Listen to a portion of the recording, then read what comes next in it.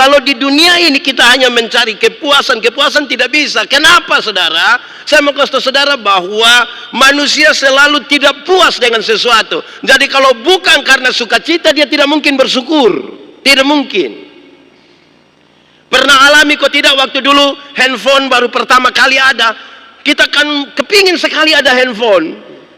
Sudahlah, yang penting ada handphone. Mau seperti apapun yang penting ada. Maka dibelilah Nokia 3315. Dia punya bunyi jelas. Tididit, tidit. Tididit, tidit. Terus orang bilang, kau pakai yang itu tidak apa-apa. Tidak apa-apa. Biar dia murah. Di sini halo, di sana juga halo. Tidak ada masalah. Oke. Dalam perjalanannya, handphone yang baru mulai ada, yang Android mulai ada, kita mulai cari kekurangan-kekurangan dari yang tadi pertama beli itu. Saya punya HP ini sudah tidak bisa. Kita di sini bilang halo, di sana dengar hole. Akhirnya kita cari kekurangan. Jadi kalau saudara tidak bersukacita, sikap terhadap keadaan itu, saya kira itu akan membuat kita tidak mungkin bersyukur.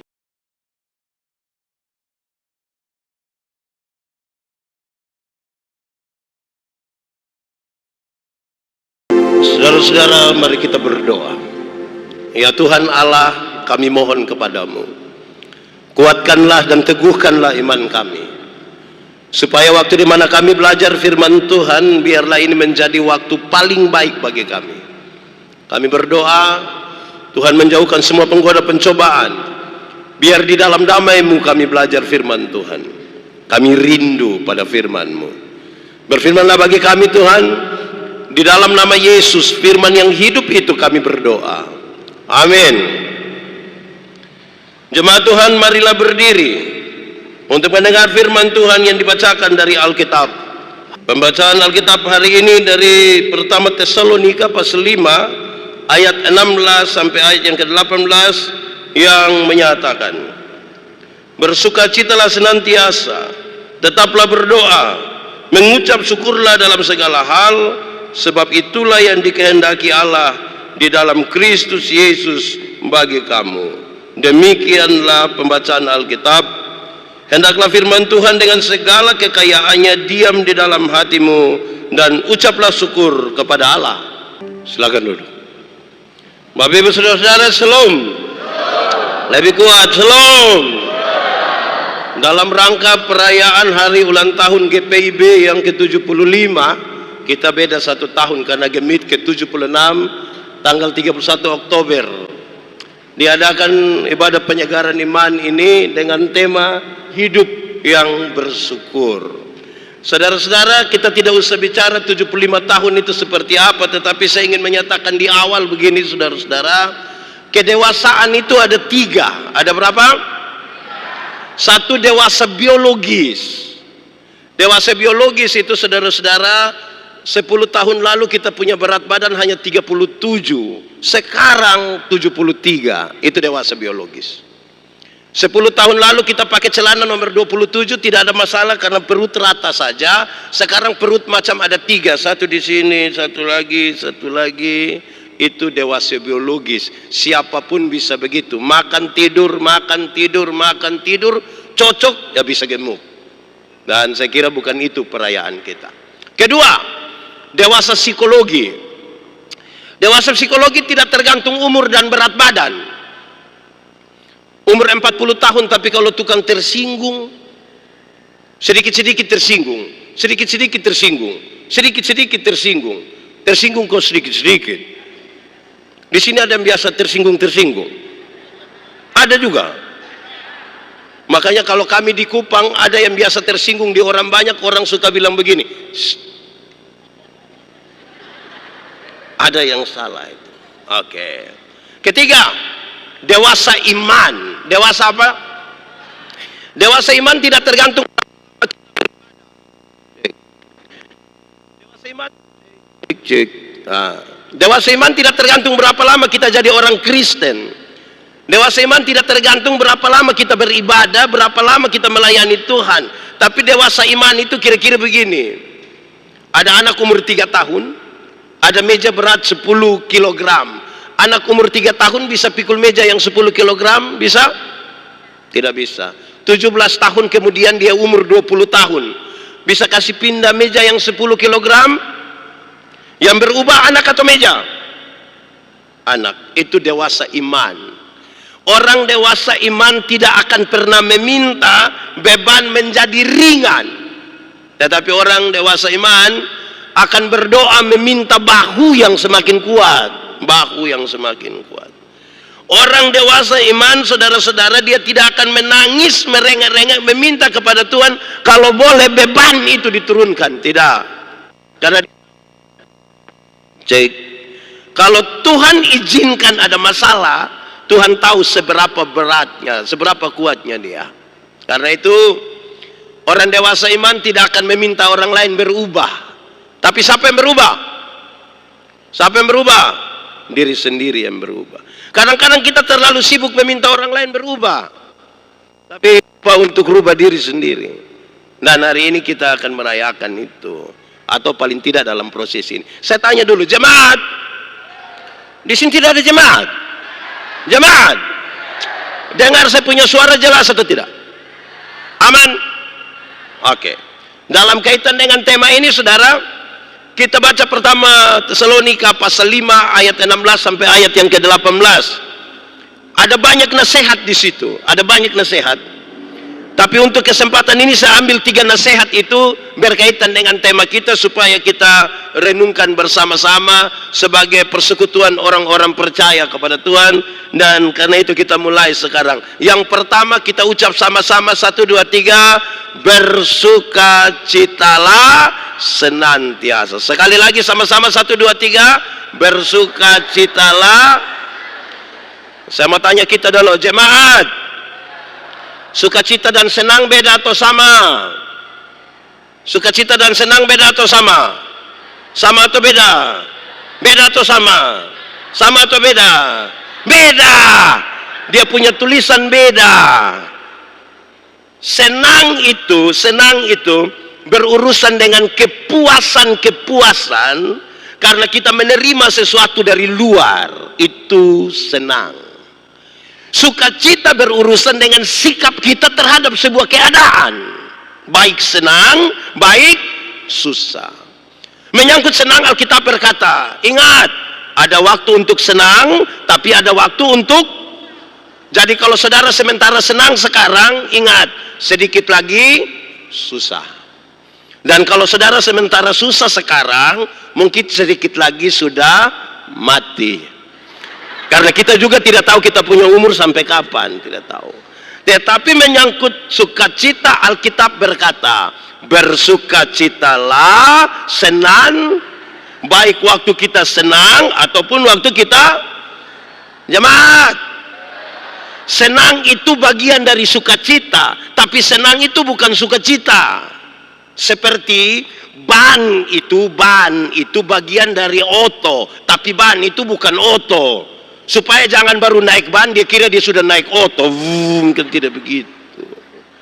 Tetapi yang menarik saudara, banyak orang mencari kesenangan bukan mencari sukacita. Bahkan dalam ibadah sekalipun banyak orang mencari kepuasan bukan mencari sukacita. Itu soal kita. Kalau senang yang kita cari, dunia dapat berikan bagi kita. Tapi kalau sukacita yang kita cari, hanya bisa kita temukan di dalam. Banyak orang cari senang. Saya tidak tahu di GPIB di sini saudara-saudara. Di banyak tempat saudara, jemaat itu paling suka pilih-pilih pengkhotbah. Kalau di gereja ada 2 pengkhotbah, dia baca dulu di warta pelayanan. Kalau Pak ini mantap, itu banyak orang. Kalau ibu ini di Immanuel begitu juga. Ada juga begitu. Itu yang biasa pilih-pilih itu majelis atau jemaat? Oh, majelis jemaat. Itu kita punya soal saudara-saudara. Banyak orang bahkan beribadah saja berurusan dengan kepuasan. Saudara, uang yang banyak membeli kesenangan tapi tidak dapat membeli sukacita. Sehingga saudara jangan heran, banyak orang berkelimpahan harta tetapi belum tentu dia bersukacita, Sukacita itu sikap terhadap keadaan. Dunia dapat memberi kesenangan. Saudara kalau butuh senang, tidak usah datang ke gereja. Saudara kalau butuh senang, saudara cari tempat-tempat. Sekarang ada mall-mall besar, sekarang ada MotoGP. Saudara cari senang di sana, boleh. Tapi saya mau kasih tahu saudara, sukacita itu hanya didapat di dalam Tuhan. Walaupun orang dalam kesenangan yang banyak, belum tentu dia ada dalam sukacita itu, belum tentu. Saudara, senang itu sangat bersifat jasmania. Saya mau bilang pada saudara demi nama Tuhan Yesus, yang jasmani itu akan berhenti, akan selesai. Yang sukacita itu di dalam Tuhan tidak akan selesai. Kalau itu ibadah namanya, dia bilang begini, latihan badani itu, latihan jasmani itu terbatas gunanya. Tapi ibadah itu mengandung janji, baik untuk hidup hari ini maupun untuk hidup di zaman yang, saya mau bilang saudara sekarang, beredar di grup WA itu bilang begini. Ke saudara baca, saya mau ulang saja. Kalau kita sudah umur 50 tahun, cantik atau tidak cantik itu sudah tidak penting. Karena tidak lagi bisa disembunyikan di balik lipstik dan bedak, tidak bisa lagi. Baru nona-nona umur 20-30 tahun itu kan cantik tuh, kelihatan dia punya pipi tuh kinclong sekali. Itu 20. Sudah 50 meleleh ini pipi, meleleh. Tidak mungkin lagi, tidak. Saya punya teman dulu, kami masih SMA, dia tato lambang Guns N' Roses yang orang pangku kaki sambil melukis itu. Gagah sekali, kulit bagus, tinta bagus, kontras, mantap sekali. Tapi saudara tahu, itu 17 tahun. Baru umur 43 tahun waktu dia sakit, kami pergi lihat dia itu, saya juga sedih itu. Itu tato bukan seperti orang pangku kaki lagi, seperti orang menyembah itu, dia sudah menurun. Ini tidak bisa. Umur 50 tahun. Jadi saya mau bilang, ibu-ibu, di sini tidak ada ibu-ibu. Ini nona-nona SMA semua. Ibu-ibu, kalau sampai ada orang datang tanya, ibu umur berapa sekarang? Terus ibu bilang 50, dia sengaja kaget. 50? Macam baru 30, jangan percaya. Masa umur 50 sama ke 35, nah yang 15 di mana coba? Kalau ibu jalan sama ibu punya anak perempuan, terus ada yang tanya, yang ini siapa? Yang ini siapa ini? Ini siapa? Oh, ini saya punya anak perempuan yang pertama. Dia sengaja kaget. Anak perempuan? Macam kakak adik, jangan percaya. Masa mama sama kakak adik dan dia punya anak? Itu hanya dua kemungkinan. Kemungkinan pertama, dia punya anak itu muka terlalu tua. Jadi dengan dia punya mama tuh tipis-tipis bedanya itu. Atau kemungkinan yang kedua, dia punya mama menikah terlalu muda. Mungkin 6 tahun sudah nikah. Jadi akhirnya beda. Jadi sudah umur 50 tahun, silakan perawatan saudara, tapi cantik atau tidak cantik tidak penting lagi. Umur 60 tahun, ada jabatan atau tidak ada jabatan sama saja, karena sudah pensiun. Rata-rata ASN, TNI, Polri, perusahaan-perusahaan itu pensiun di usia 60 tahun, rata-rata begitu. Waktu kita masih aktif itu kita datang, orang bilang siap, laksanakan, hormat, lanjutkan. Nah, itu aktif. Waktu kita sudah pensiun, mau pergi terima pensiun di kantor pos begitu, anak kecil yang baru honor 3 bulan lalu ini, dia bisa lihat kita dari jauh, baru pakai bahasa Kupang, dia bilang, tua, amankah tua? Itu macam kita mau cek ke dia begini, tapi tidak bisa, tenaga. Umur 70 tahun, rumah tingkat rumah besar atau rumah kecil sama saja. Rumah besar atau rumah kecil sama saja. Apalagi rumah tingkat. Kok itu semua kan sudah pakai tongkat, mau naik di lantai 2 dengan begitu? Tidak bisa, tidak jadi.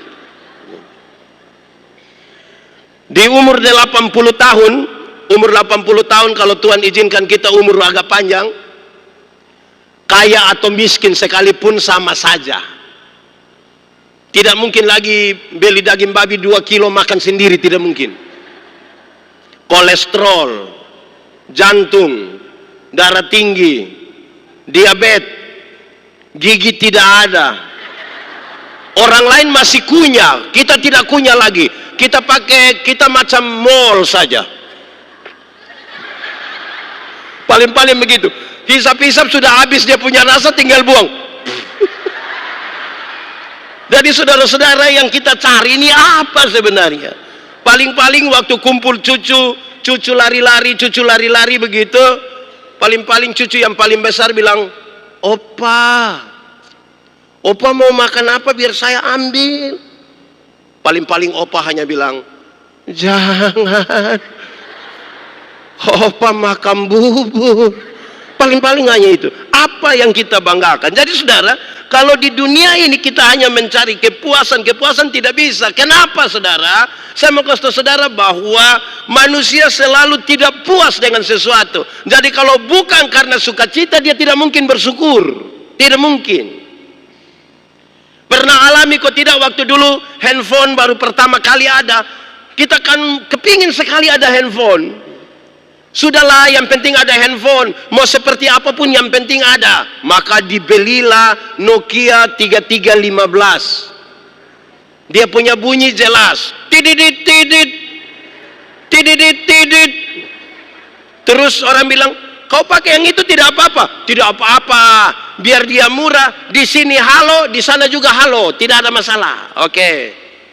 Dalam perjalanannya, handphone yang baru mulai ada, yang Android mulai ada, kita mulai cari kekurangan dari yang tadi pertama beli itu. Saya punya HP ini sudah tidak bisa. Kita di sini bilang halo, di sana dengar hole. Akhirnya kita cari kekurangan. Jadi kalau saudara tidak bersyukur, tidak bersukacita, sikap terhadap keadaan itu, saya kira itu akan membuat kita tidak mungkin bersyukur. Jadi pertama, sama-sama katakan 1, 2, 3. Lebih kuat 1, 2, 3. Sukacita itu akan terpancar di kita punya muka ini. Dulu Kain dan Habel, dalam kisah itu Tuhan bilang kepada Kain, Kain, kenapa mukamu muram dan hatimu panas? Ingat, dosa ada di depan pintu. Dia mengintip engkau harus menang atasnya. Ketika dia tidak bisa menang atas dosa itu, dia bunuh adiknya Habel. Dengarlah, dia punya hukuman. Hukumannya bilang begini, tanah yang engkau usahakan itu tidak akan memberi hasil dengan baik. Tanah yang engkau usahakan itu tidak akan memberi hasil yang baik. Saya menyimpulkan kalimat itu. Ternyata, dengar baik-baik, muka muram, hati panas, berkat jauh. Sama-sama 1, 2, 3. Muka muram, berkat. Lebih kuat 1, 2, 3. Muka muram. Orang yang muka muram itu kan tidak tahu bersyukur toh. Di mana-mana hanya begini. Baru dia bilang, pendeta, hidup ini terlalu susah. Engkau mati sudah kalau memang sudah terlalu susah. Jadi muka muram, hati panas. Kita kalau hati panas mau bersukacita di mana? Saya mau tanya kita jemaat. Di rumah hidup pada aman-aman, suami istri aman, ipar-ipar aman, tetangga aman, dengan mertua aman. Betul? Betul. Lalu kenapa saudara muka seperti tertekan begitu? Jadi saudara, hati itu yang aman itu akan terpancar di muka. Itu buat kita bersyukur. Itu satu dulu, kita kasih tinggal, nanti di akhir kita bicara. Kedua, tetaplah berdoa. Sama-sama 1, 2, 3. Tetaplah. Jemaat, doa itu gampang atau susah? Doa gampang atau susah? Doa penting atau tidak penting? Yakin? Kalau begitu saya mau tanya, doa gampang, doa penting. Apakah saudara menikmati kehidupan doamu dengan baik? Kenapa suara turun? Saya ulangi, doa penting, doa gampang. Pertanyaan terakhir, saudara menikmati kehidupan doamu? Suara malu-malu kucing itu. Saya mau kasih tahu jemaat, banyak orang tahu bahwa doa penting, doa gampang, tapi banyak orang tertekan karena doa. Ada orang yang cerewet sekali. Di ini Mataram dia paling cerewet. Tapi kalau kita bilang, Pak, sebentar Pak, doa makan, dia bilang, kau sembarang saja. Betul. Di Emmanuel ada. Dia ada ikut ibadah sekarang. Dia pakai baju warna mulai baku tuduh sudah. Nah itu jadi kita punya soal. Bagaimana? Baik ini.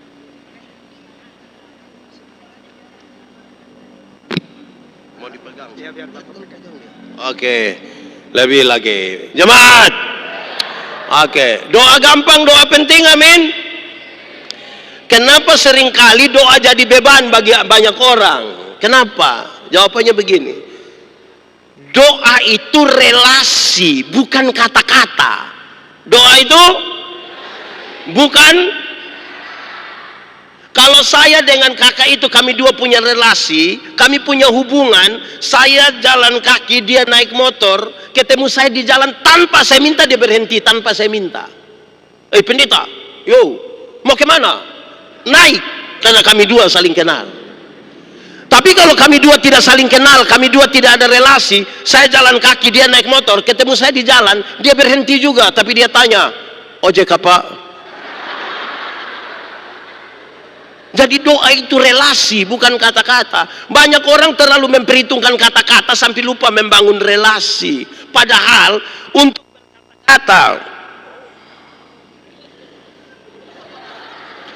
berkata-kata, kita bahkan bisa berkata-kata dengan orang yang kita tidak kenal.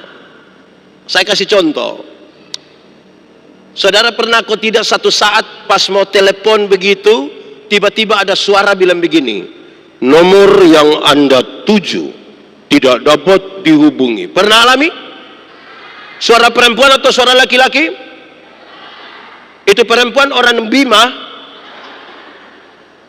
Bahkan kita tidak tahu dia siapa, dia bicara dengan kita. Doa itu relasi, bukan kata. Ada orang dia diusulkan jadi majelis jemaat, jadi pengurus kaum ibu ke kaum bapak, tapi dia pakai syarat. Saya terima, tapi jangan suruh saya berdoa. Wah itu bahaya. Di sini ada yang begitu. Ada. Itu faham apa dia? Masa berdoa tidak bisa? Jemaat, saya tanya kita dulu. Menurut saudara, saya kenal, saya punya istri kok tidak? Kami dua ada relasi kok tidak? Karena kami dua punya relasi, kami dua saling kenal. Kalau saya mau minta sesuatu di saya punya istri, cara mintanya gampang saja. Cara mintanya gampang. Saya cukup bilang begini, Ma, bikin teh dulu Mama. Gelas kecil saja, gula jangan terlalu banyak. Papa takut sakit gula, ini sudah tua begini. Ini kan cara minta hanya begitu. Tidak mungkin mau minta teh di saya punya istri, saya bilang, Mama, buatlah segelas teh. Jangan terlalu banyak gula ya. Papa takut sakit gula. Itu pas habis ibu tanya, Papa sehat? Jadi doa itu relasi, bukan kata-kata. Banyak kali saya kadang-kadang dengar orang berdoa, saya heran. Ini dia berdoa atau dia bikin kerusuhan? Aneh lagi, kalau kita sama-sama berdoa, Tuhan menjawab doa, Tuhan menjawab doa. Bukan karena desakan, bukan karena tuntutan, tapi karena dia tahu kebutuhan anak-anaknya. Saya kadang-kadang berdoa dengan banyak orang, saya tegur orang ini.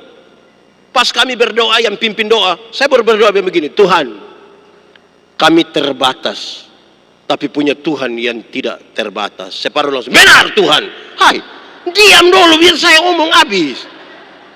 Kita baku rampas ini doa supaya apa? Kekuatan doa bukan pada teriakan, kekuatan doa bukan pada tangisan, kekuatan doa pada kesungguhan kita untuk menyerahkan beban kita untuk Tuhan yang atur, Tuhan yang terima. Makanya dia ajar kita, jadilah menurut. Oke, tentang doa. Saya minta saudara buka Efesus pasal 6 ayat 18. Cepat. Efesus 6 ayat 18 sudah dapat? Amin.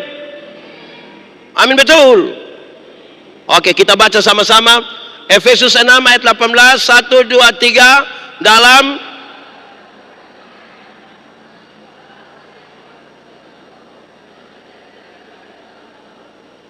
Dengan. Untuk. Oke, baik. Saya bicara 5 hal tentang doa. Saya bicara 5 hal tentang doa. 1. Berdoalah setiap waktu. Sama-sama 1, 2, 3. Berdoalah. Yang dimaksud dengan berdoa setiap waktu itu bukan jam 6, jam 7, jam 8, jam 9, jam 10. Bukan itu. Yang dimaksud dengan berdoa setiap waktu adalah berdoalah waktu kamu susah. Berdoalah waktu kamu. Berdoalah waktu kamu sehat. Berdoalah waktu kamu. Berdoalah waktu kamu sukses, berdoalah waktu kamu. Itu yang disebutkan berdoalah setiap waktu. Kenapa? Ada banyak orang waktu sukses ada yang masih berdoa, tapi ada yang sudah tidak lagi berdoa. Ada yang waktu susah masih berdoa, tapi ada yang sudah susah tidak mau berdoa lagi. Dia bilang kita doa sama saja Pak Pendeta. Lebih baik tidak usah.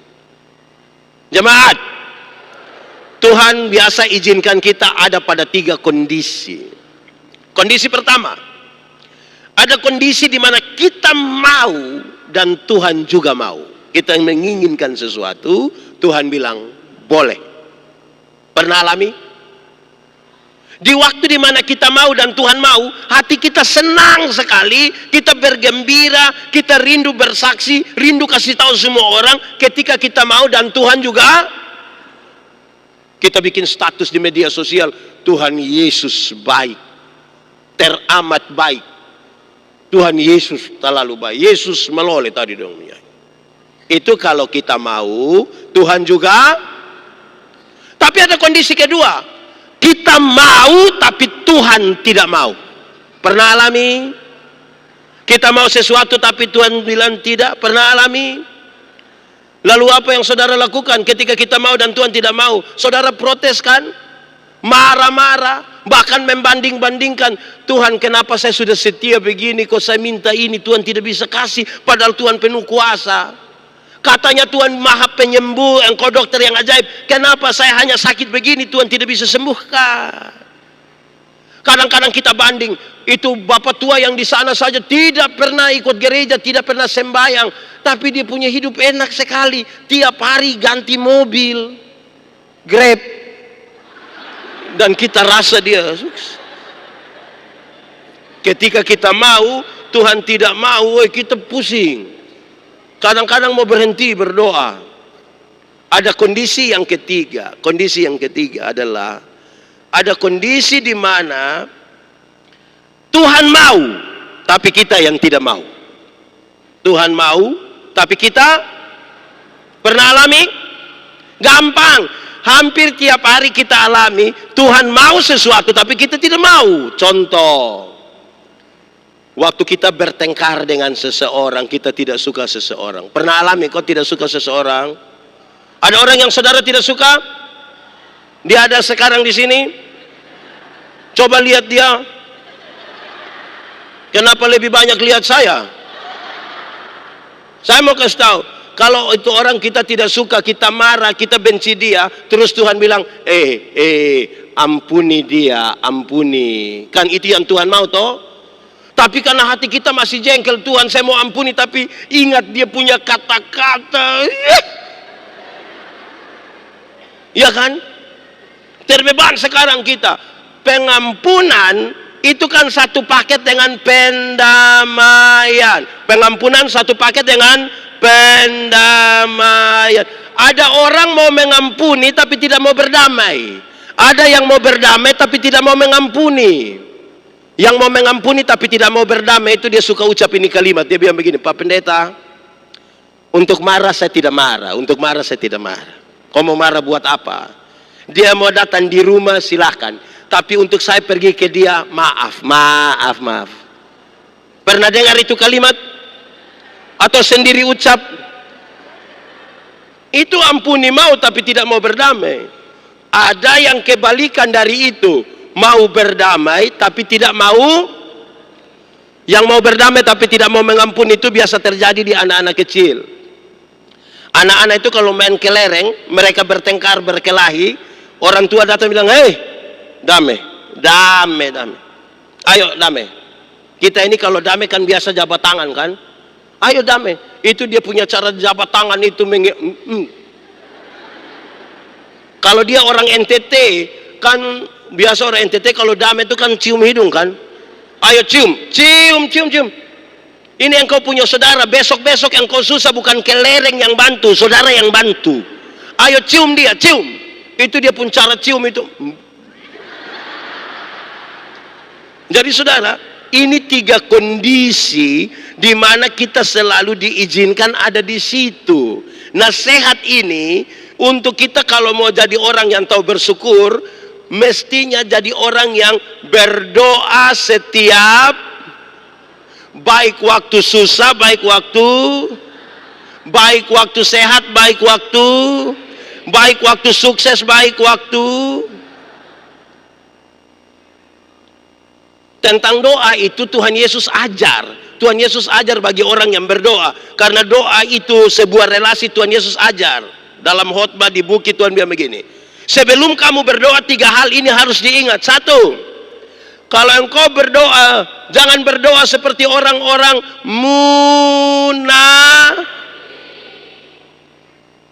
Di zaman Yesus itu ada orang suka menggelar tikar di pinggir-pinggir jalan dan berdoa sekuat-kuatnya untuk didengar orang.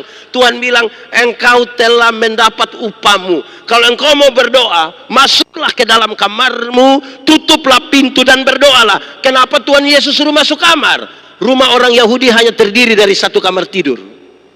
Jadi kalau Tuhan suruh masuk kamar, berarti doa itu privat sekali, hubungan yang sangat pribadi. Doa syafaat bagi banyak orang boleh ada, tapi doa syafaat hanya boleh didoakan oleh orang-orang yang punya hubungan pribadi dengan Tuhan di dalam kamar tidurnya sudah beres. Kalau hubungan pribadi dengan Tuhan di dalam kamar tidur belum beres, jangan tampil di depan untuk berdoa kasih orang.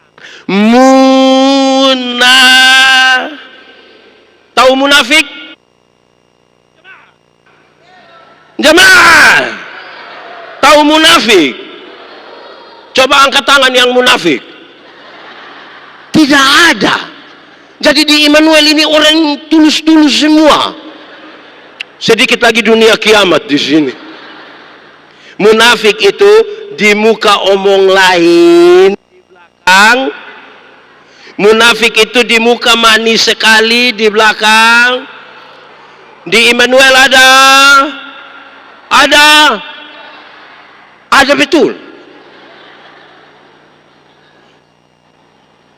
Kedua, Tuhan Yesus bilang begini, kalau engkau mau berdoa, berdoa itu jangan putar-putar, jangan buat-buat, jangan terlalu macam-macam. Janganlah bertele-tele kalau engkau berdoa. Karena doa itu sebuah relasi, maka relasi lebih penting dari kata-kata. Saya tidak tahu di Immanuel, di banyak gereja, ada orang yang kita suruh dia doa, itu dia doa sama semua. Doa konsistori sama dengan doa firman, sama dengan doa persembahan, sama dengan doa. Jadi kita sudah hafal dia pun doa. Satu saat dia bangun kita sudah ingat ini. Betul. Di Immanuel ada. Dia faham apa? Oh, jangan omong sampai situ, itu bahaya itu. Yang ketiga, Tuhan Yesus ajar. Kalau engkau mau berdoa, ingat baik-baik. Taruhlah dalam pikiran dan perasaanmu. Taruhlah dalam pikiran dan perasaanmu bahwa Tuhan tahu. Tuhan, jemaat, Tuhan tahu kau tidak? Tuhan tahu kau tidak? Lalu kenapa kita berdoa sama seperti Tuhan tidak tahu? Banyak orang berdoa dia kira Tuhan tidak tahu. Bahkan dia khotbah kembali Tuhan lagi. Tuhan tahu. Pendeta, kalau memang Tuhan sudah tahu, untuk apa lagi kita bilang kepada dia? Jemaat, kita ada anak, waktu bawa dia mau beli sesuatu, kita tahu dia punya kebutuhan, tapi kita bilang begini, nak, mau yang mana bilang? Ayo ngomong. Relasi memungkinkan kita berkata-kata. Jangan berdoa bilang Tuhan tidak tahu. Bahkan saudara, doa itu sebenarnya adalah sebuah keputusan masuk kepada sesuatu yang Tuhan sudah tahu bahkan sebelum kita berdoa. Supaya kita jangan berdoa menemukan apa yang kita mau. Banyak kali kita berdoa mencari yang kita mau, bukan berdoa mencari apa yang Tuhan mau. Orang yang berdoa mencari apa yang dia mau, dia tidak akan pernah bersyukur. Berdoalah begitu rupa sampai menemukan apa yang Tuhan mau bagi kita. Doa bukan bendera star. Doa bukan kita pegang bendera star, pas kita doa habis Tuhan mulai bekerja. Tidak. Tuhan bekerja jauh-jauh hari sebelum saya dan saudara berdoa. Keputusan masuk ke dalam apa yang dikerjakan oleh Tuhan yang bisa membuat kita bersyukur. Pertama. Kedua, berdoa dalam roh. Sama-sama 1, 2, 3. Yang dimaksud dengan berdoa dalam roh itu bukan berdoa dalam bahasa roh. Itu soal lain. Apalagi kalau saudara tidak mengerti. Yang dimaksud dengan berdoa dalam roh adalah berdoalah dalam kesatuan dengan Roh Kudus. Kenapa? Tuhan yang kepadanya kita berdoa, dia Tuhan yang kudus. Datang kepadanya harus datang dalam kekudusan. Kenapa? Yang kudus tidak dapat bersatu dengan yang tidak kudus. Yang terang tidak dapat bersatu dengan yang gelap. Tanggalkanlah kasutmu, sebab tempat di mana engkau berdiri itu. Banyak orang kata-kata doanya bagus, tapi tidak menjaga kekudusan hidup. Tidak menjaga kekudusan hidup. Saya mau tanya kita dulu, jemaat. Kalau kita di terang, kita bisa lihat orang di gelap. Kalau orang di gelap bisa lihat kita di terang. Lalu kenapa kadang-kadang kita di terang, kita kembali ke gelap?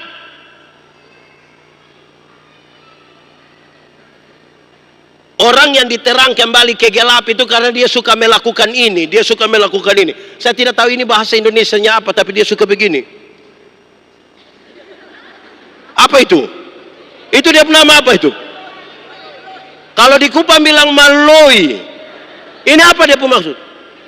Kalau dia sudah begini, lama-lama dia bilang,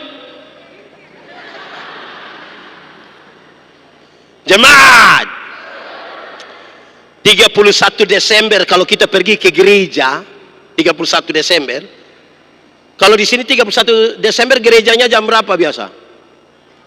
Malam kah? Oke, pokoknya sore malam begitu ya.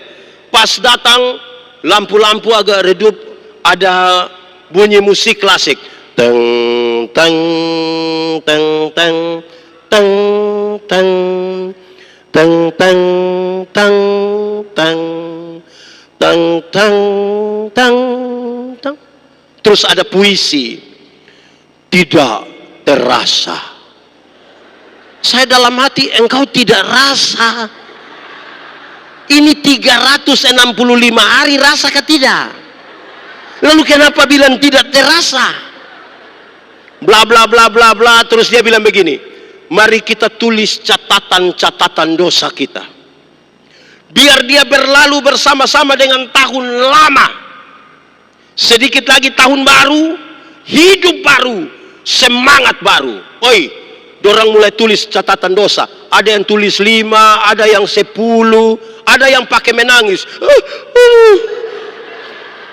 Tulis habis, bukan buang.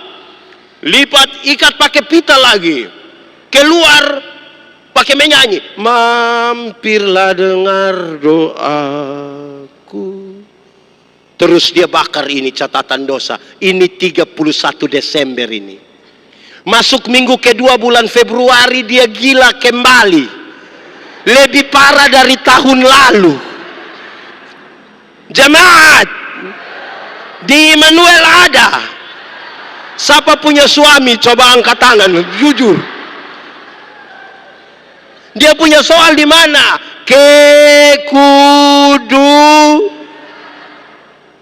Kudus. Anak muda,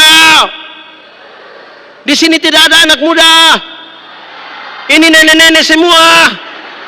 Anak muda, terang atau gelap? Terang atau gelap? Gelap atau terang?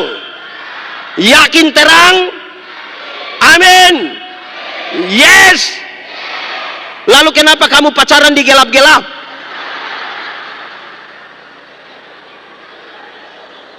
Jadi kalau mau terang konsisten. Ini soal apa?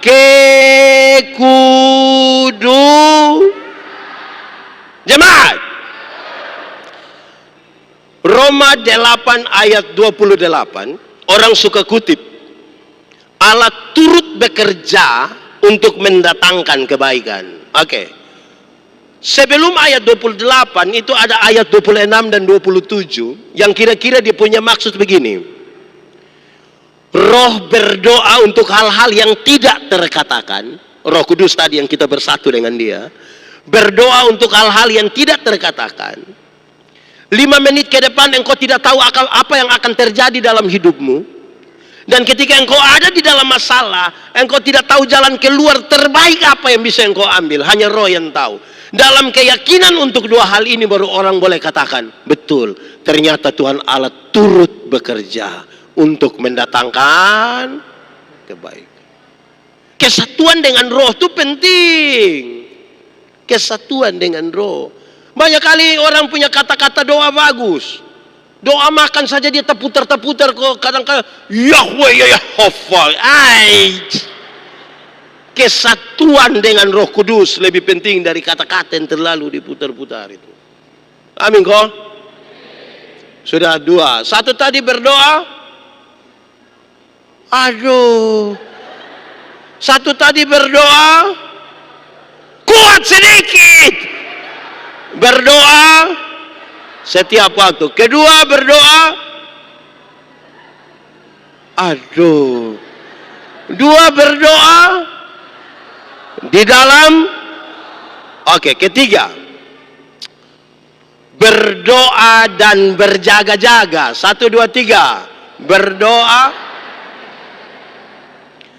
Yang dimaksud dengan berdoa dan berjaga-jaga ialah bagian kita maksimalkan. Bagian kita maksimalkan. Bagian Tuhan, biar Tuhan atur. Yang penting bagian kita maksimalkan. Contoh, ada yang punya toko, ada yang punya kios di rumah, ada.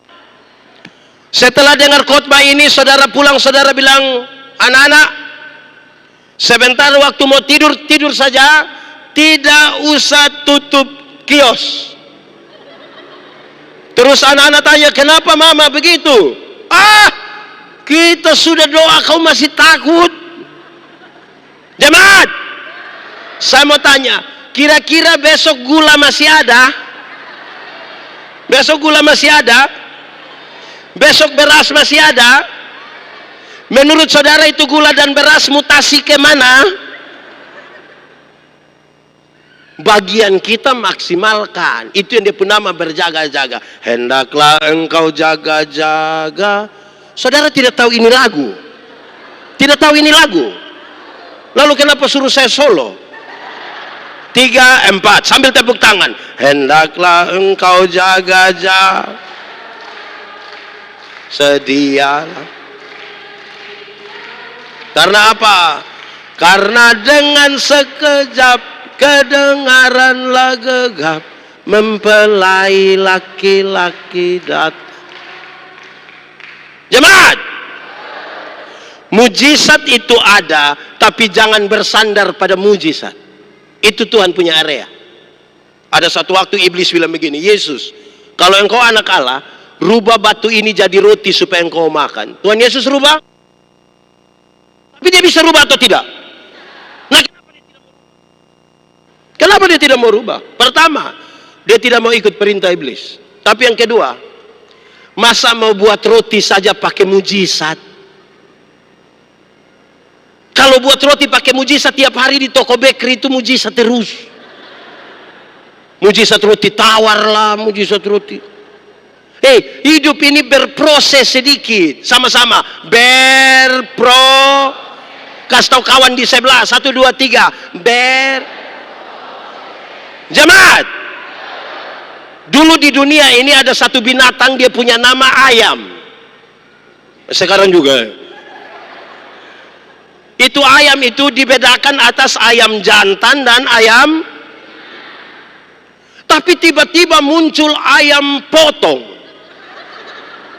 Akhirnya ini ayam yang tadinya hanya ayam menjadi ayam kampung. Karena sudah ada ayam. Ini buat kita jadi bingung. Apakah ini ayam kampung yang dipotong atau ayam potong yang di kampung? Kita juga pusing. Tapi saya mau kasih tahu, jemaat, ada yang pelihara ayam kampung di rumah ada? 2 ekor ada? Yang 5 ekor ada? Bagi 1 dulu. Itu ayam kampung kita pelihara 1 tahun, masih kecil juga. Tapi saya mau tanya, dia punya daging enak ke tidak? Kalau betina bertelur ke tidak? Kalau dia dijual mahal ke tidak? Karena ini ayam tahu proses. Beda dengan ayam potong kan? Ayam potong kita baru pelihara 1 bulan saja dia punya mata sudah besar begini. Itu kalau lihat pakai kaca pembesar. Kalau lihat langsung juga dia begini.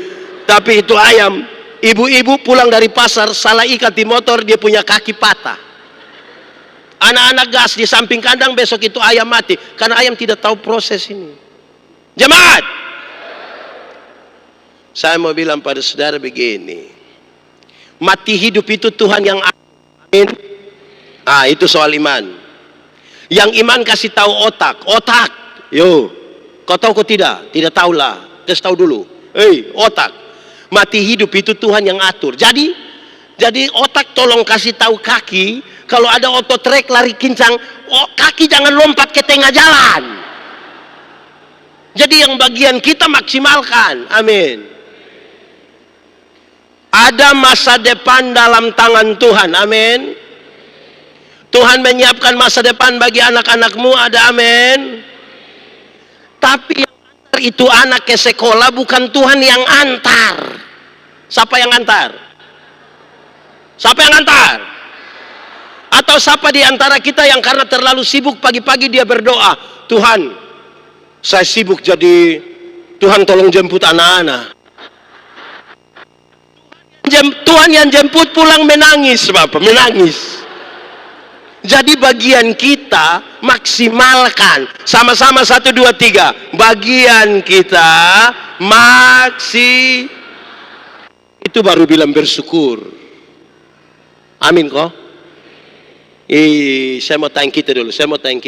Saudara masih ingat ini lagu kok tidak? Yang orang NTT, terutama orang Timur. Di sini ada orang Timur? Tidak usah angkat tangan, tidak usah. Kita punya muka sama semua begini, tidak usah. Ada lagu dulu di Timur bilang begini. Ada lagu dulu, lagu sekolah minggu. Kita butuh kritis, dia bilang begini. Biar ku miskin ilmu, tapi senang. Jadi biar miskin ilmu, uang tidak punya, asal punya Yesus. Saya mau tanya, miskin senang? Coba kasih tahu saya, kalau miskin senang, Tuhan kita kaya atau miskin? Kenapa anak-anaknya miskin?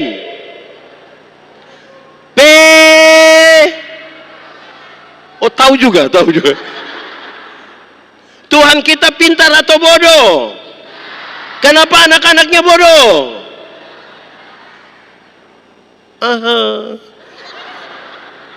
Jadi bagian kita maksimalkan. Amin kok? Oke, sudah 3. 1, berdoa. 2, berdoa. Yang ketiga berdoa, dan keempat, berdoa tanpa putus-putus. Sama-sama 1, 2, 3. Berdoa. Yang dimaksud yang berdoa tanpa putus-putus itu konektivitas, instalasi. Ini gereja ini kan listriknya sudah terinstal toh, terinstalasi kan? Makanya mau butuh menyala lampu kan tinggal begini, menyalakan. Butuh cas handphone tinggal colok. Butuh untuk ini LCD kan tinggal, karena sudah terinstal. Atau siapa di Mataram sini yang dia pulang kantor baru dia beli kabel, bola lampu, tangga, lentang, dia pasang, habis pagi dia bongkar, besok dia pasang. Ada. Dia mesti sudah terinstalasi. Karena itu saya mau tanya dulu, jemaat, ada handphone, Android, pulsa data ada?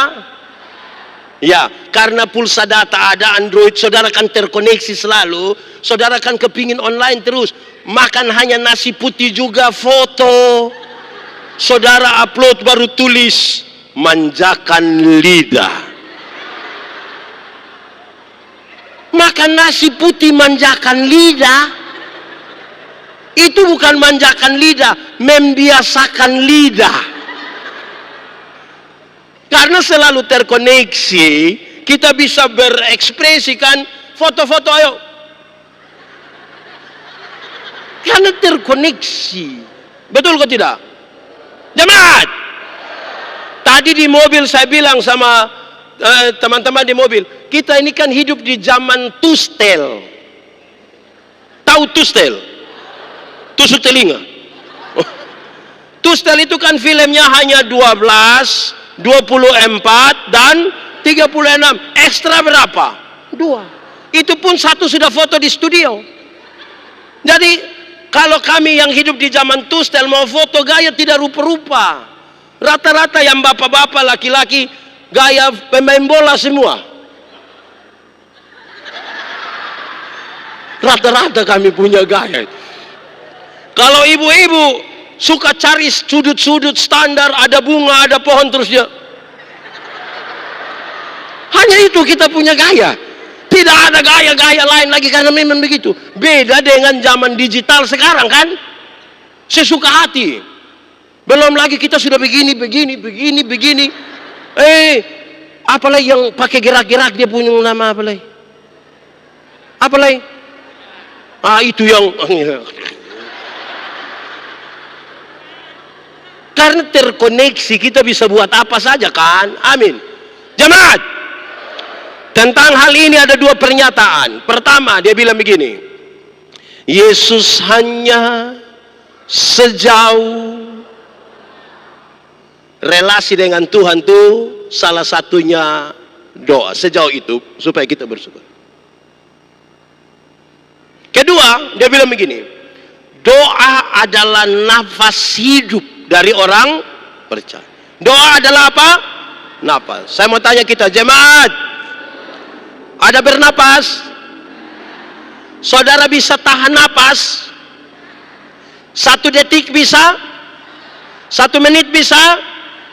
2 minggu bisa? Kalau saudara tahan napas 2 minggu, saudara akan tambah gelar. ALM. Dan ada kalimat yang seragam dari semua orang adalah turut berduka. Doa itu napas. Jemaat, pendeta-pendeta gemit, pendeta GPB mungkin dalam tata ibadah pemakaman, penguburan, ada satu kalimat ini. Kita akan memakamkan jenazah ini sambil percaya pada kata-kata Tuhan Yesus. Tuhan Yesus berkata, akulah kebangkitan dan hidup. Barang siapa percaya kepadaku, dia akan hidup sekalipun sudah. Siapa percaya Tuhan, siapa tinggal di dalam Tuhan, dia akan hidup sekalipun sudah. Tapi siapa yang tidak percaya Tuhan, yang tidak tinggal di dalam Tuhan, sekalipun ada hidup-hidup, sesungguhnya dia sudah. Jadi yang di Mataram ini hidup semua. Ini orang hidup semua. Itu pertanyaan paling bagus itu. Gitu Oke. Jangankan putus napas, sesak napas saja, asma. Di sini ada yang asma kah? Itu itu kan setengah mati, kita tarik juga tidak. Doa itu napas, makanya dia bilang berdoa tanpa putus. Oke, sudah 4. 1 berdoa. Doa apa? 1 berdoa, 2 berdoa, 3 berdoa, 4 berdoa. Yang kelima, berdoalah untuk orang lain. Sama-sama. Syafaat. Sama-sama. Syafaat itu berarti berdiri menggantikan orang lain untuk menyampaikan keluhan-keluhannya. Berdiri menggantikan orang lain. Jemaat. Jemaat. Kita kalau berdoa itu menarik. Orang Kristen ini kalau berdoa menarik. Menit pertama itu semacam puji-pujian. Tuhan engkau luar biasa, engkau maha baik. Tuhan engkau dahsyat Tuhan. Engkau maha, pokoknya semua yang maha itu di menit. Masuk menit kedua itu daftar permintaan. Itu semacam proposal. Jadi dia minta itu 5, 10, 20, 30, 40, 50, 60, 70, 80. Terus sudah ada 80 dia bilang, ampunilah segala dosa kami, di dalam nama Yesus kami berdoa. Ada separuh yang bukan itu. Sebelum itu kata ampuni dia tambah kalimat sepotong. Dia bilang, sebenarnya masih banyak hal yang ingin kami pinta. Nah 80 ini masih berapa lagi? Tapi sudahlah, ini minta juga di Tuhan. Tapi coba saudara, jemaat, coba ingat-ingat kembali 10 doa terakhir. 10 doa terakhir. Pasti bagi yang biasa berdoa yang tidak biasa dia mau ingat apa. Itu dia juga tidak ingat lah. Coba ingat-ingat 10 doa terakhir. Ada doa untuk orang lain kok? Jemaat, ada doa untuk orang lain? Doa serahkan. Kadang-kadang kita doa terlalu egois. Kenapa doa untuk orang lain? Dengar, Paulus, saya pakai contoh saja. Tidak ada pemerintah yang tidak berasal dari Allah. Berarti semua pemerintah itu diizinkan oleh Allah, dan karena itu pemerintah disebut hamba Allah, bukan wakil Allah, hamba. Tapi Paulus nasihat kepada Timotius, dia bilang begini, Timotius, berdoalah bagi para pemimpinmu yang pemerintah tadi. Kenapa? Waktu dia jadi bupati, waktu dia jadi wali kota, dia jadi gubernur, dia duduk di satu posisi yang dikelilingi oleh banyak sekali kepentingan. Keluarga, tim sukses, ring 1, ring 2.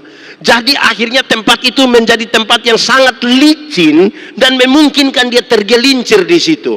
Paulus nasihat, karena dia akan ambil keputusan menyangkut dengan kamu yang begini banyak, termasuk kita, berdoalah supaya dia jangan tergelincir di situ. Tapi kadang-kadang kita lainnya di mana? Ada 2 orang bertengkar, terus kita bilang, tadi saya lihat dia maki-maki itu. Kenapa kau tidak balas? Pak, saya hanya doa sah. Pembalasan ada pada Tuhan, bukan saya. Kelihatan bagus kan? Terus tiba-tiba itu orang yang maki dia turun tangga, jatuh. Lantas dia bilang, saya bilang toh. Tuhan ya. Kira Tuhan begitu-begitu? Karena dia tidak kuat, dia panggil Tuhan, kok Tuhan yang pukul itu satu, begitu. Orang begitu mau bersyukur kapan? Jadi sudah 5. 1 tadi apa? Berdoa. 2 berdoa.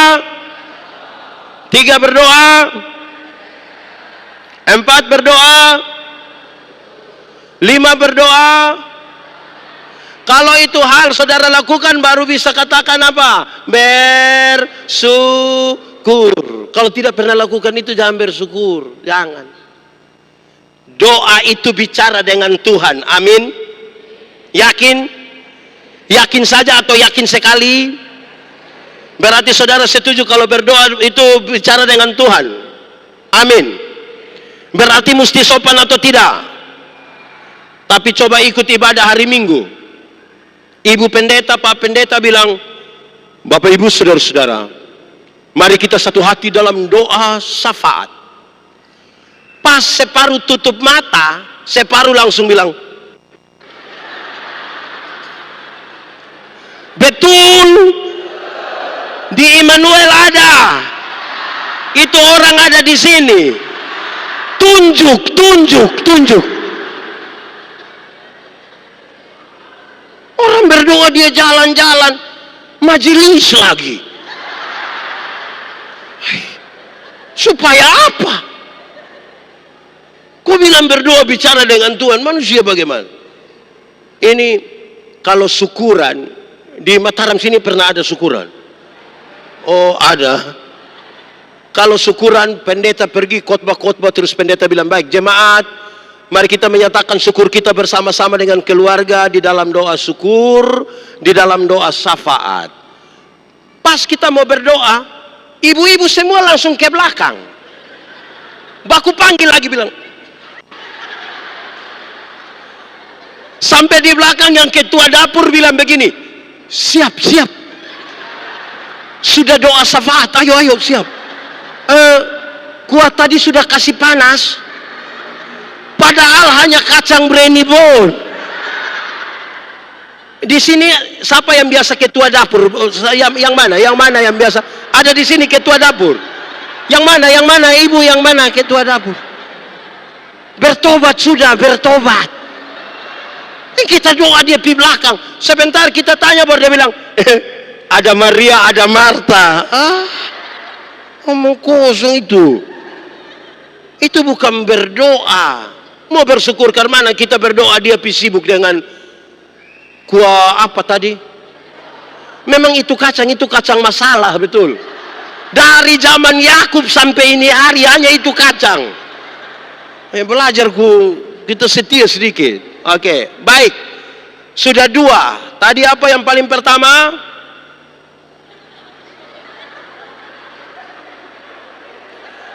Pembacaan tadi yang paling pertama apa? Bersuka. Yang kedua apa? Berdoa. Sekarang yang terakhir, karena kita sampai puncaknya di bersyukur. Yang ketiga kita baca sama-sama 1, 2, 3. Lebih kuat sedikit. Jemaat hafal. Bersyukur ialah. Omong. Ulang-ulang. Bersyukur ialah waktu di mana seluruh pikiran, perasaan, hidup hanya tertuju kepada Tuhan. Ulang-ulang.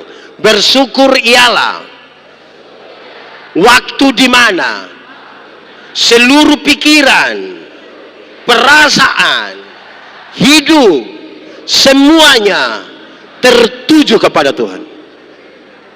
Itu namanya, ada orang bisa bikin ibadah syukur tapi belum tentu hati tertuju pada Tuhan. Apa juga ada yang ikut ibadah syukur tapi tidak tertuju pada Tuhan. Dia punya rumah di samping tempat ibadah syukur tapi dia tidak pergi. Istrinya bilang, Bapak, mari sudah. Dia bilang, masih ibadah. Itu dia punya mata tertuju kepada apa? Jemaat. Saya pendeta jemaat juga di satu jemaat kecil di Kupang. Saya rasa aneh. Saya tidak tahu, nanti kita sharing dengan ibu bapak pendeta yang ada. Tapi saya mau tanya, mungkinkah kita sama? Ada ibadah syukur itu menarik. Dia pun menarik di mana? Waktu ibadah orang sedikit. Pas makan. Saya ulang. Waktu ibadah orang, pas makan orang, di Mataram juga. Jadi kita 11-12. Itu mata tertuju kepada apa? Kepada Oke, jemaat. Bersyukur adalah cara terbaik menikmati hidup. Sama-sama 1, 2, 3. Bersyukur adalah cara terbaik menikmati hidup. Orang kalau tidak bersyukur tidak akan menikmati hidup. Kenapa? Manusia selalu tidak puas. Hati manusia lebih luas dari isi dunia. Artinya seluruh dunia dan segala isinya taruh pada hati manusia pun tetap akan kurang. Karena manusia selalu tidak. Kita jalan kaki kita berdoa, Tuhan kasih saya sepeda 1. Tuhan kasih sepeda 1, dia naik barang 2-3 bulan dia berdoa lagi, Tuhan naik sepeda memang enak tapi tanjakan yang di situ itu Tuhan, woi ini. Jadi yang kau punya mau kasih motor 1 Tuhan. Oke. Tuhan kasih motor 1, dia naik 5-6 bulan dia berdoa, Tuhan naik motor memang enak tapi saya punya istri berat 80. Anak 3 orang baru montok-montok semua. Setiap kali motor bunyi mereka 4 mau naik semua. Jadi motor bawa masalah baru dalam kami punya rumah tangga. Jadi yang kau punya mau? Kalau boleh mobil 1 Tuhan. Pick up tidak apa-apa. Tuhan kasih mobil 1, dia naik 1 tahun dia berdoa ulang, Tuhan naik mobil memang enak, istri juga naik, dia duduk di depan. Tapi anak yang pertama sudah kawin dengan orang di Sumbawa. Masa mau pergi Sumbawa pakai mobil Tuhan? Jadi yang kau punya mau? Kapal feri 1. Tuhan kasih kapal feri 1, dia pergi ke Sumbawa, lihat mertua, anak mantu, cucu. Pulang dia berdoa lagi, Tuhan memang naik feri sampai sana tapi gelombang. Jadi yang kau punya mau? Helikopter 1 Tuhan. Tidak soal. Yang jadi soal adalah sikap kita terhadap berkat. Lebih penting dari berkat-berkat yang Tuhan kasih. Ada banyak orang tidak mensyukuri berkat yang dia terima, tapi hitung orang lain pun berkat. Berkat Tuhan mari, kau kan kagum oleh kasih. Lebih kuat. Berkat Tuhan mari hitunglah, kau niscaya kagum oleh kasih. Menghitung itu ada 2. 1, menghitung berarti coba lihat dengan teliti. Sama-sama, lihat dengan. Jemaat, pernah SD dulu? Pernah disuruh menggambar bebas? Paling banyak itu saudara gambar apa? Gunung. Itu gunung bentuknya segi tajam toh, begini toh, hampir-hampir balon pecah toh di ujung. Kenapa? Karena lihat dari jauh seolah-olah gunung itu. Coba pergi dekat. Di sini gunung terkenal gunung apa? Gunung? Pernah pergi ke kaki Gunung Rinjani? Tapi buat apa? Kalau saudara pergi ke situ, apakah bentuk gunung itu semulus yang saudara gambar? Lubang-lubang ada? Tebing jurang ada? Kalau semakin teliti, saudara bisa mengerti. Betul. Berkat Tuhan mari, kuat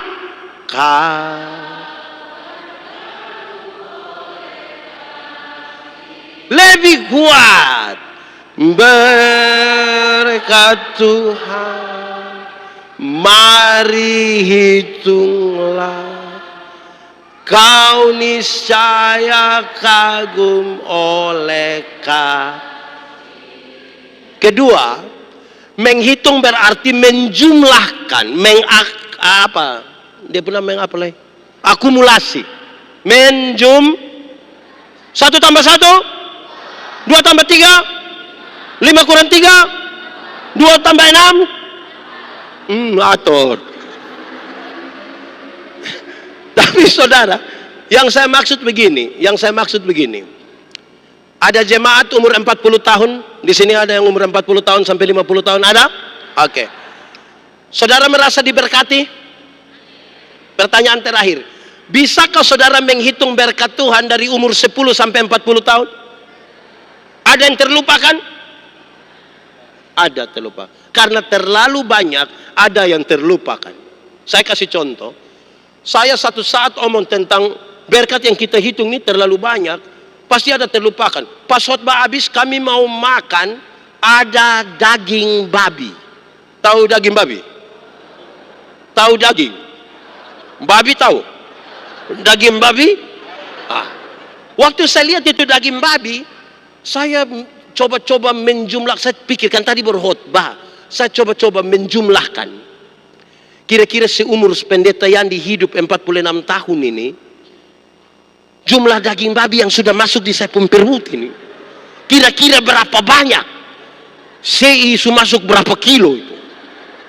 Woi, saya hitung-hitung mungkin sudah lebih dari 3 kandang. Padahal saya tidak pernah piara daging, piara babi. Sudah lebih dari, bukan kandang yang saya makan, babi itu daging. Kalau kita jumlahkan, saya baru bayangkan, itu baru daging babi. Belum semangka, jagung, apa lagi? Kelapa, apa lagi? Dengar, jemaat. Di sini ada yang ASN. Oke. ASN dan pendeta itu kita beda-beda tipis. ASN dan pendeta itu mungkin lihat uang 1 miliar saja tidak bisa lihat saja tidak, apalagi memiliki. Kita merasa bahwa yang 1 miliar itu uangnya terlalu banyak, betul? Tapi coba mari kita jujur, menghitung berkat Tuhan. Ketika mulai honor terima 100.000, 500, 1 juta, lebih kecil dari 1 M? Lebih kecil? 1 M menjadi besar atau kecil? Kecil. Kalau kita jujur menjumlahkan. Orang yang kerja sampai pensiun menurut sebuah penelitian, dia durasi kerja kira-kira 16 tahun. 16 tahun kerja, hitungan 7-8 jam per hari. 1 miliar terlalu besar kah? Kecil kalau kita menjumlahkan.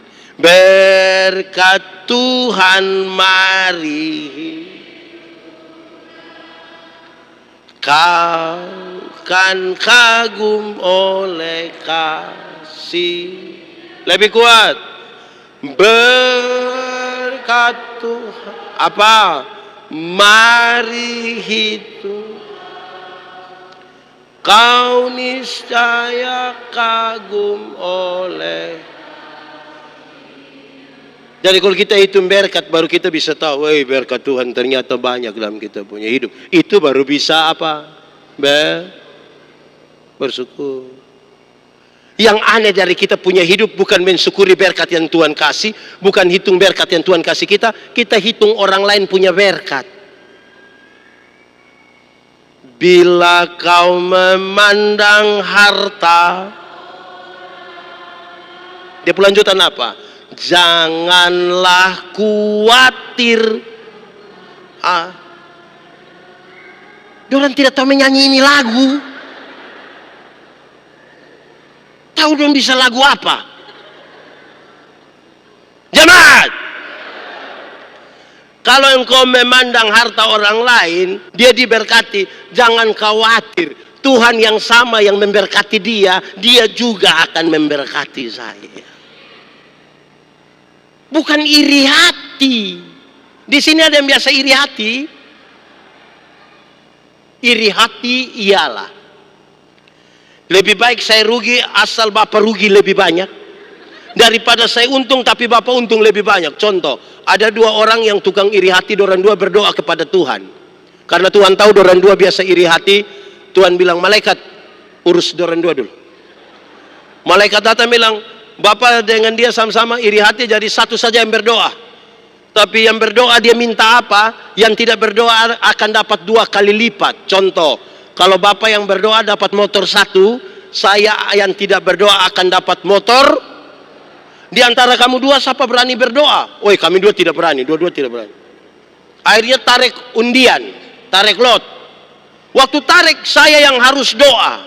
Ini saya pikiran, kalau saya minta kaya, pasti Bapak lebih.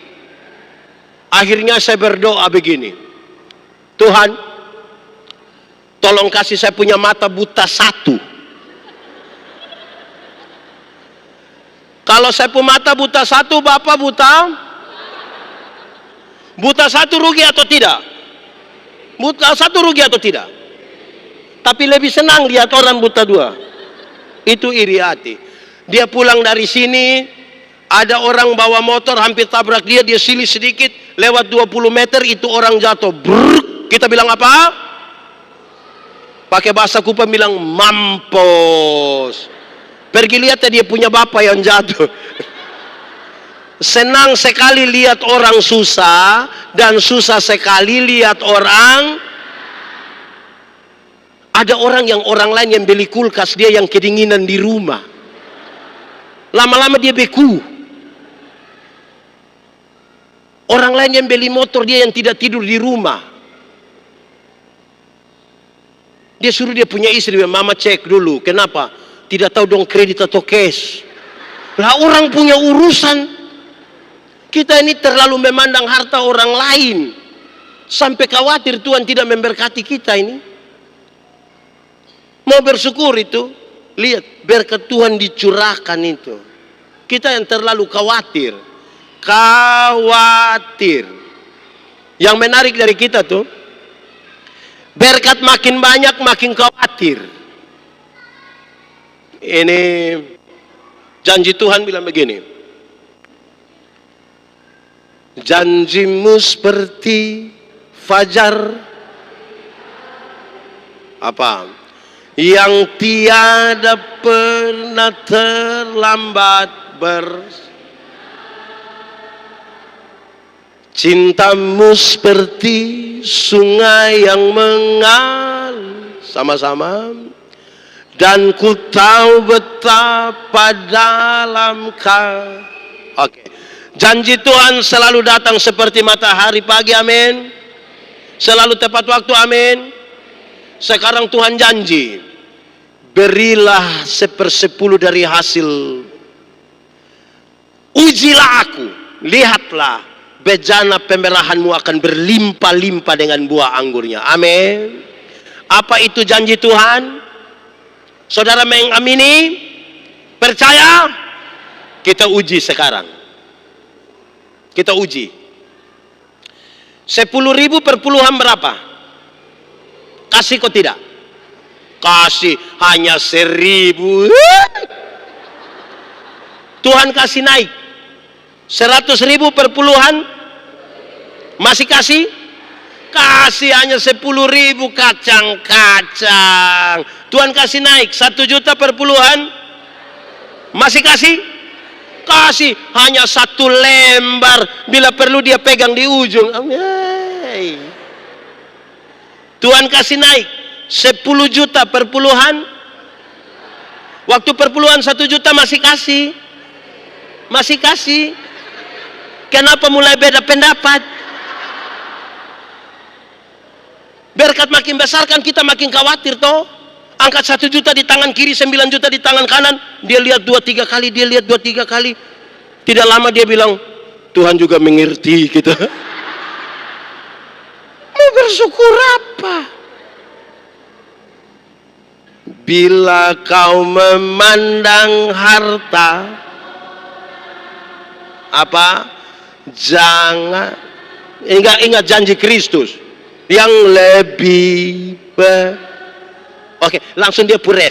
Berkat Tuhan mari apa?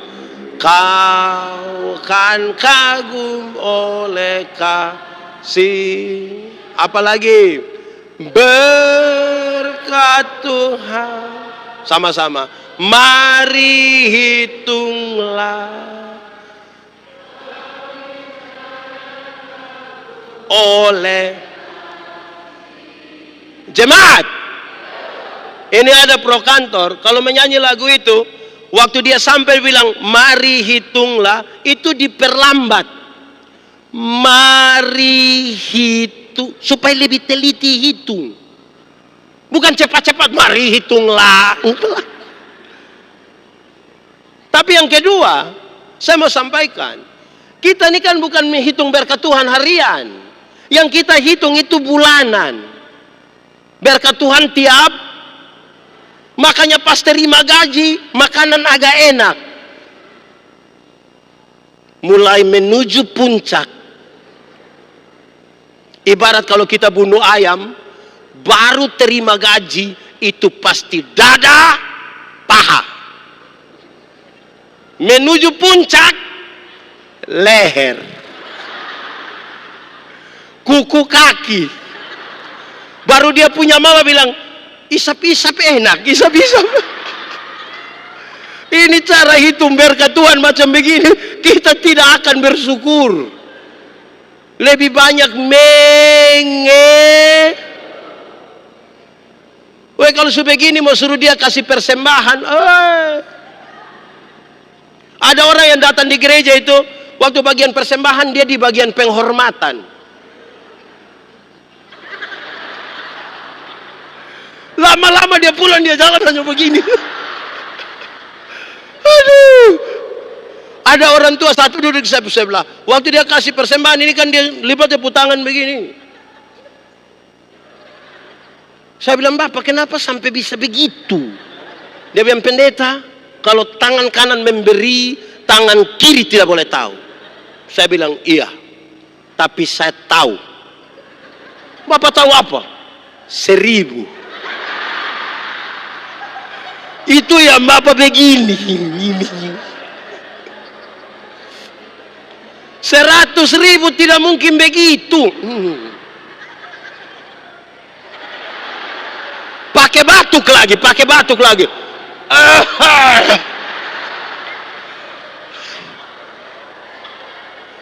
Mau bersyukur itu sama-sama. Berkat Tuhan mari. Apa? Kau kan kagum oleh kasih-Nya. Berkat Tuhan. Lambat. Mari hitunglah. Kau niscaya kagum oleh kasih-Nya. Itu baru orang bisa bersyukur. Kalau tidak kita ini tiap hari, aduh. Ibu-ibu, bapak-bapak ini, kalau saya tanya bilang, Mama, kira-kira kalau Mama mati sekarang, aduh Bapak jangan. Kenapa? Anak dorang masih kecil. Belum lagi dia punya bapak model begitu. Memangnya dia pun bapak kenapa? Sepertinya Tuhan tidak menjaminkan sesuatu bagi kita. Aduh saudara-saudara, saya kira kita butuh untuk melihat kembali berkat-berkat Tuhan toh. Bangun pagi itu berkat. Ada istri, ada suami itu berkat. Iya toh? Bangun pagi, suami masih ada. Berkat atau tidak? Atau siapa yang bangun pagi lihat suami, aduh, masih hidup. Saudara begitu. Jadi berkat Tuhan itu kita saja yang terlalu apa? Melihat berkat itu seperti sesuatu yang terlalu material begitu. Akhirnya kita lupa bahwa penyertaan Tuhan. Saudara, saya mau tanya saudara. Saudara punya kekayaan banyak sekali, tapi kalau saudara sakit-sakitan, tidak bisa bersosialisasi dengan siapapun, mau apa? Saudara lihat orang kalau dia hidup baik dengan orang, waktu dia mati, banyak orang. Yang kalau dia hanya dari orang-orang penting, pejabat dong, dia orang pergi berapa lama? Paling lama 30 menit. Itu pun orang sampai tiba-tiba dia bilang, aduh, ini, aduh. Siapa yang jaga ini mayat? Yang kita tidak pandang, orang itu yang duduk mete. Mete di sini bilang apa? Apa? Oh itu. Sampai pagi. Dong yang duduk sambil menyanyi. Melayani, lebih Kopi belum keluar dong kasih melayani.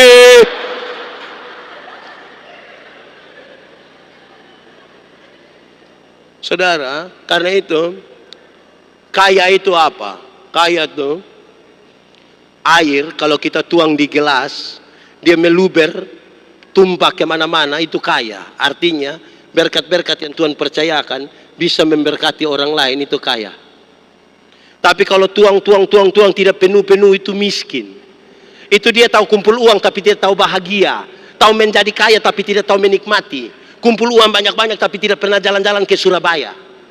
Nanti di Surabaya baru dia telepon, pendeta, yo, saya di Surabaya, enak kok pesiar-pesiar. Tidak Bapak, terus saya di rumah sakit Dr. Sutomo Bapak, dapat rujukan dulu baru dia pergi ke sana.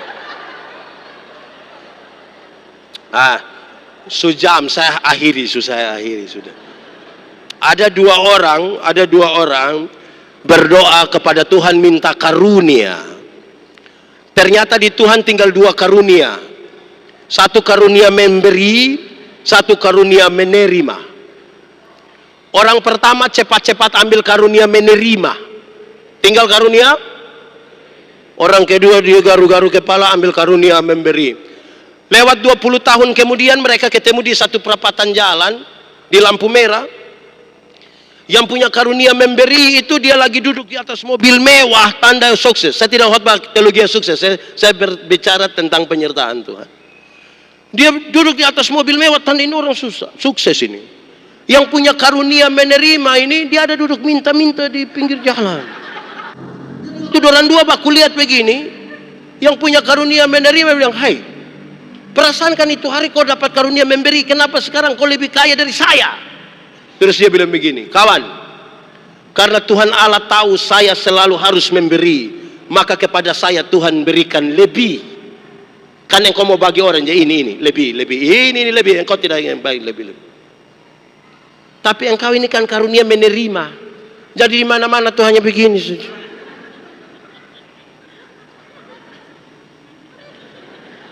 Kita bisa definisikan kita punya diri, supaya kita sampai mau bersyukur.